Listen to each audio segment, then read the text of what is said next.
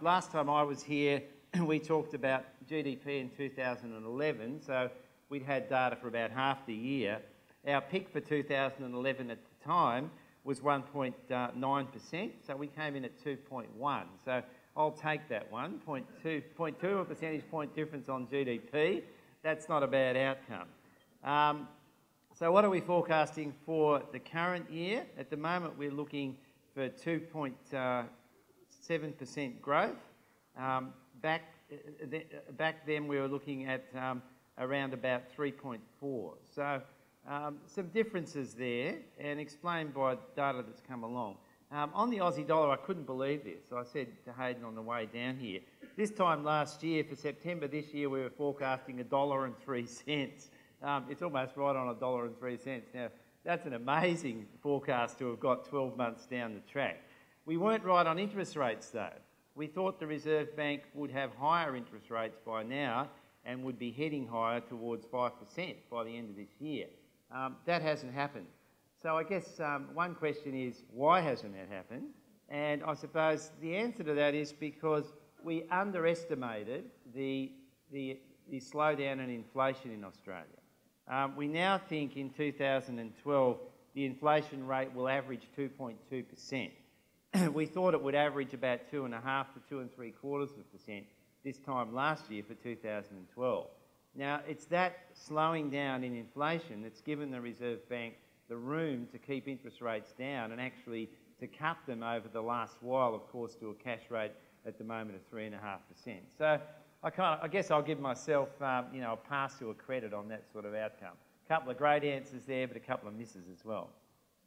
So let's start talking about the global outlook. And the first place to start, I think, is definitely going to be in Europe. So what's happening in Europe? And I guess the point that I start at the moment is how good is the work that's been done by the European Central Bank?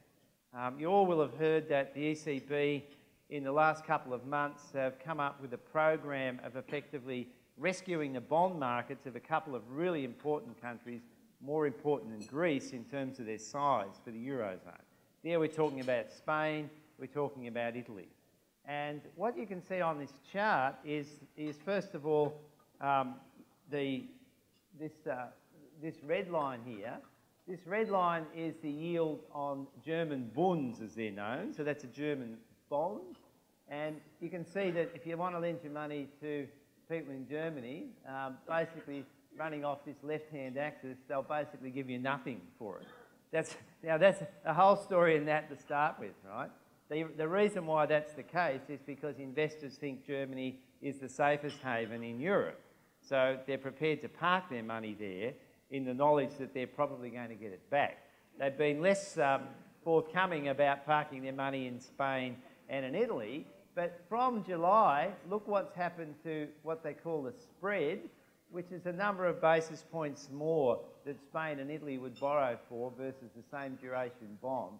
And you can see that the spreads have come right down since the ECB started talking about this. So I guess that's the first point I'll make about Europe. The first point is that markets are feeling much more comfortable that there's a backstop in place now, which will prevent a meltdown of the European economy and also potential financial disaster, a breakup of the Eurozone.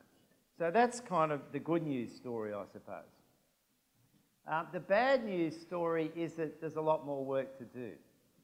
One of the key things about Europe that I think is sort of not widely understood is that the real reason they're having these problems is because there's about a 30% competitive difference between the countries in the south of Europe versus the countries in the north of Europe.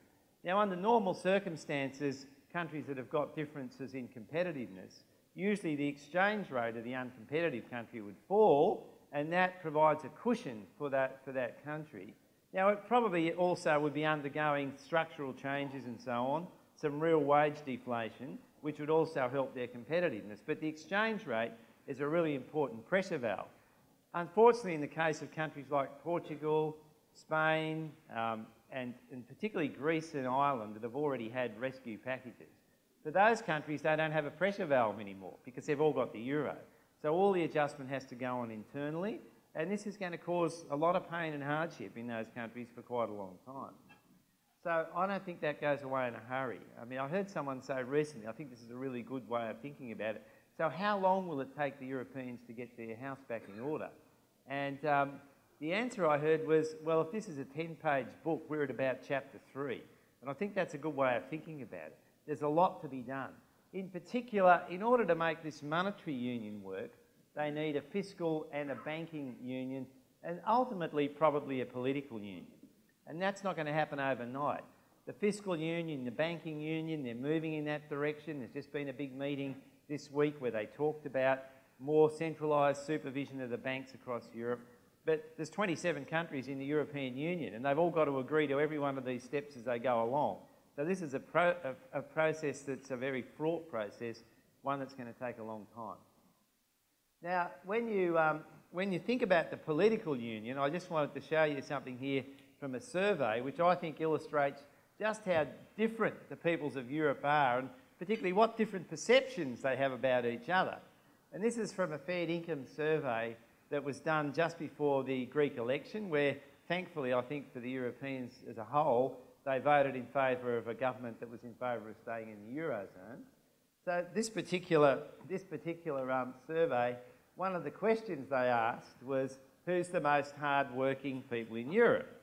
And you can see here that most people nominated the Germans were, except for the Greeks.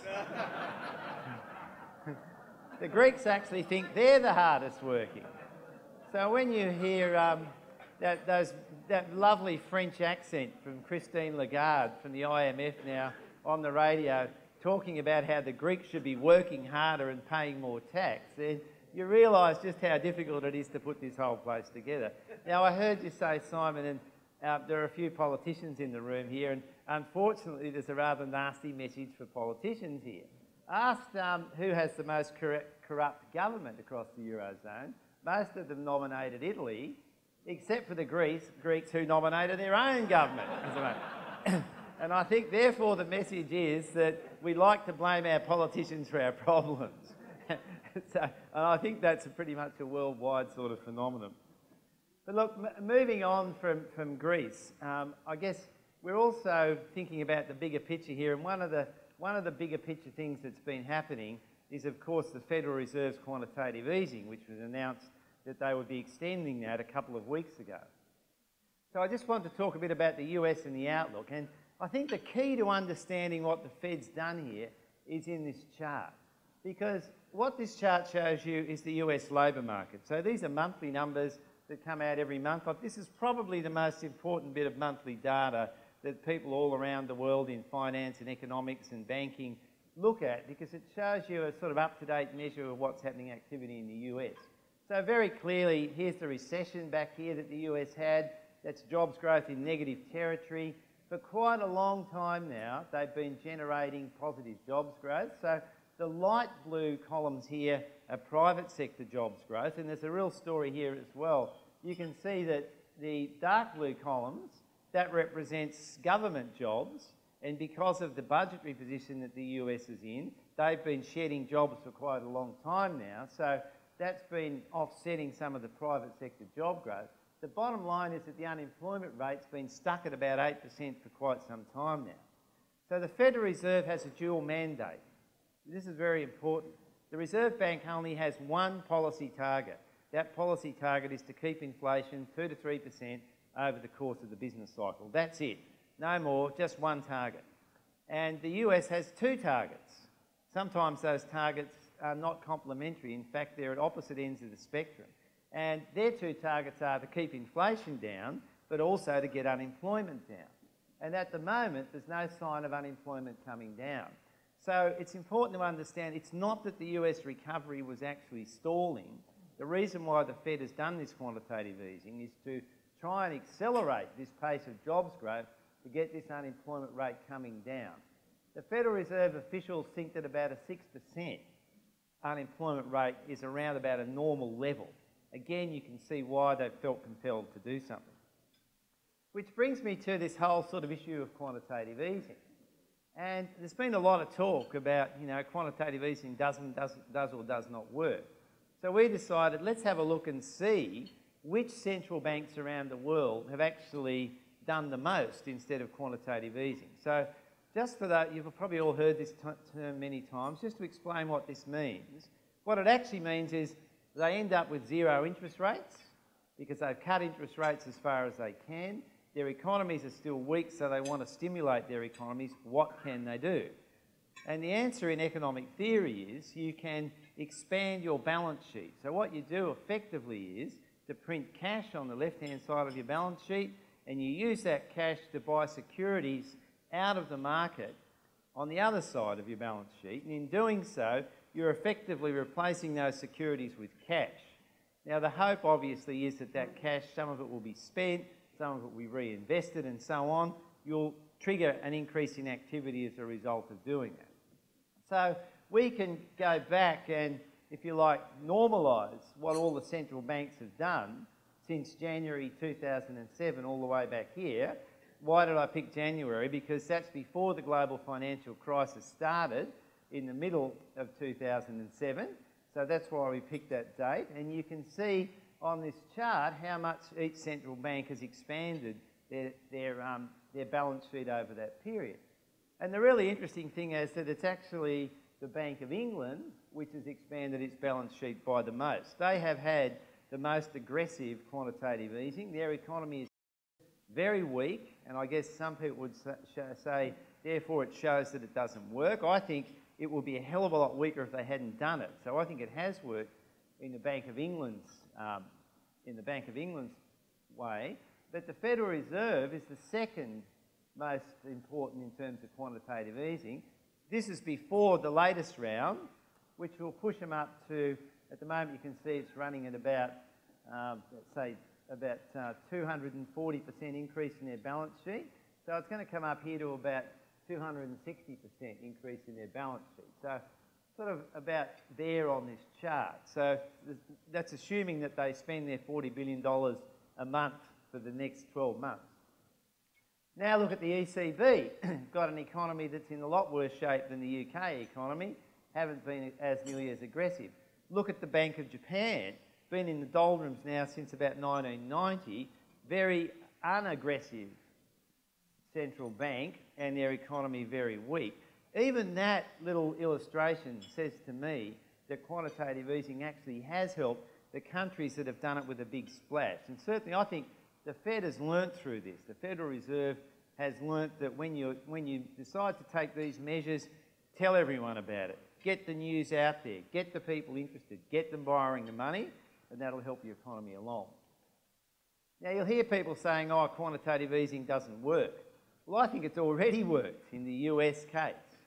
Two of the most important transmission mechanisms for this policy is by increasing the price of equities in your economy, and that's particularly important in the US, where the exposure of your average household and business to the equity market is greater than it is in many other economies, including Australia. So the rise in equity prices, that's obvious in this chart since they talked about it back here, in July. Back here you can see the rise in equity prices has been pretty substantial. At the same time, a second really important transmission mechanism, the US dollar has fallen. The US dollar falls, that makes their exports cheaper, it makes their import competing industries more competitive. So already the quantitative easing that they've just announced, I think, is working its way through the system. It will generate an increase in jobs growth in time, and it will keep their economy going. So when I looked at our forecast for the US, by the way, for 2013, last time I was here we had 2.6%. What have we got now? 2.5%.